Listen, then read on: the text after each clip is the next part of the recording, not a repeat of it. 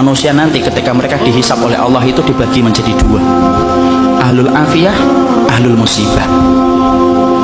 Ahlul afiyah itu siapa? Orang yang jarang diuji dengan sakit, orang yang jarang mendapatkan ujian dalam kehidupan, jarang mendapatkan kesempitan. Namanya apa? Ahlul afiyah. Ada yang kedua, ahlul musibah. Ahlul musibah itu siapa? Orang yang hidupnya banyak sakitnya, banyak ujiannya, kesempitannya, kesulitannya. Itu namanya ahlul musibah. Ya. Ketika mereka dihisab oleh Allah Subhanahu wa taala, Allah kemudian menyampaikan bagi dua, ahlul afiyah dengan ahlul musibah. Kemudian Allah berfirman, "Uhsub." Hisab itu ahlul afiyah, ahlul musibah dulu. Ahlul musibah kemudian dihisab oleh Allah lebih dulu. Para malaikat menghitung satu persatu perbuatannya dan menghitung bagaimana ujian yang dia rasakan dalam hidup ketika bersabar. Kemudian para malaikat setelah mendapati semuanya selesai, mereka lapor sama Allah, "Ya Allah, ahlul musibah tidak tersisa dari dosanya kecuali sedikit, dan mereka mendapatkan pahala yang besar karena mereka bersabar atas segala musibah yang kau berikan dalam kehidupan di dunia." Antum tahu? Allah kemudian berfirman, "Utuhum salasa."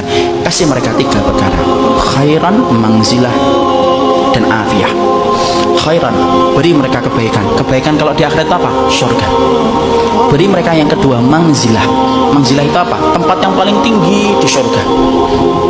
Tempat itu tidak bisa diperoleh dengan sholat, tempat itu tidak bisa diperoleh dengan sedekah, tempat itu tidak bisa diperoleh dengan haji dan umrah. Tempat itu hanya bisa diperoleh bagi orang yang mereka diuji oleh Allah dalam hidupnya dan dia bersabar.